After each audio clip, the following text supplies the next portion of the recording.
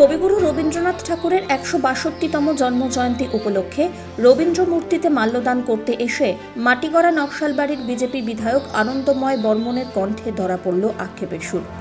সরাসরি না হলেও এদিন তিনি রবীন্দ্রনাথ ঠাকুরের দৃষ্টিভঙ্গি সম্পর্কে বলতে গিয়ে রাজ্য সরকারকে বিঁধলেন।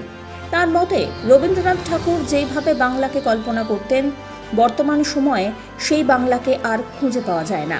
যে শান্তি, সম্প্রীতি এবং গণতন্ত্রের কথা কবিগুরু বলে গিয়েছেন, সেই গণতন্ত্র বাংলায় আজ নেই।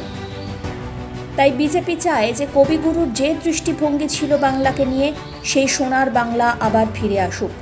মঙ্গলবার শিলিগুড়ির বাঘাযতীন পার্কে রবীন্দ্র মূর্তিতে মাল্যদান করলেন বিধায়ক আনন্দময় বর্মন।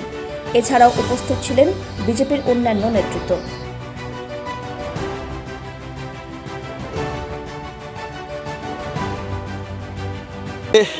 গোটা বাঙালির কাছে একটা অত্যন্ত খুশির দিন, আনন্দের দিন। আমরা সবাই জানি বিশ্বগুরু রবীন্দ্রনাথ ঠাকুর, তার জন্মদিন আজকে, জন্মজয়ন্তী 25শে বৈশাখ।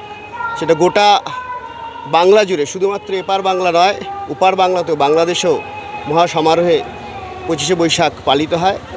এবং কবিগুরু তিনি শুধুমাত্র বাঙালি জাতিসত্তাকে সারা পৃথিবীর বুকে গর্বিত করেননি, তিনি যে অবদান বাংলা সাহিত্যে রেখে গেছেন সেটাও আমরা অস্বীকার করতে পারি না। এবং এই বাংলা সাহিত্যকে পরিপুষ্ট করার ক্ষেত্রে তার একটা যথেষ্ট অবদান ছিল। বাংলা সাহিত্যের এমন কোনো আঙ্গিক নেই, দিক নেই যেটাতে তার অবচারণা ছিল না। সমস্ত ক্ষেত্রেই তিনি তার লেখনীর কৌশলে সমস্ত জায়গাতে তিনি পদার্পণ করেছেন এবং বাঙালি জাতিকে পৃথিবীর সামনে তুলে ধরার ক্ষেত্রে তার একটা অগ্রণী ভূমিকা ছিল। কিন্তু তিনি যে বাংলাকে হয়তো কল্পনা করতেন, বর্তমান সময়ে আমরা সেই বাংলাকে হয়তো আর সেইভাবে খুঁজে পাই না। কারণ তিনি আমাদের বাংলার অহংকার। বাংলাতে এত মহাপুরুষ জন্মগ্রহণ করেছেন, তার মধ্যে অন্যতম কবিগুরু রবীন্দ্রনাথ ঠাকুর। কিন্তু যে শান্তির কথা তিনি বলে গেছেন, যে সম্প্রীতির কথা তিনি বলে গেছেন, যে গণতন্ত্রের কথা তিনি বলে গেছেন, সেটা কিন্তু আজকে আমাদের এই বাংলাতে নেই। আমরা আজকে এখানটাতে কবিগুরুর আর স্মরণে তাকে শ্রদ্ধা জানানোর ক্ষেত্রে এসেছি।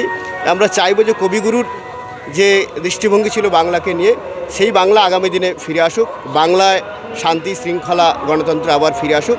আমরা আজকের দিনে এই প্রার্থনাই ওনার স্মরণে করব।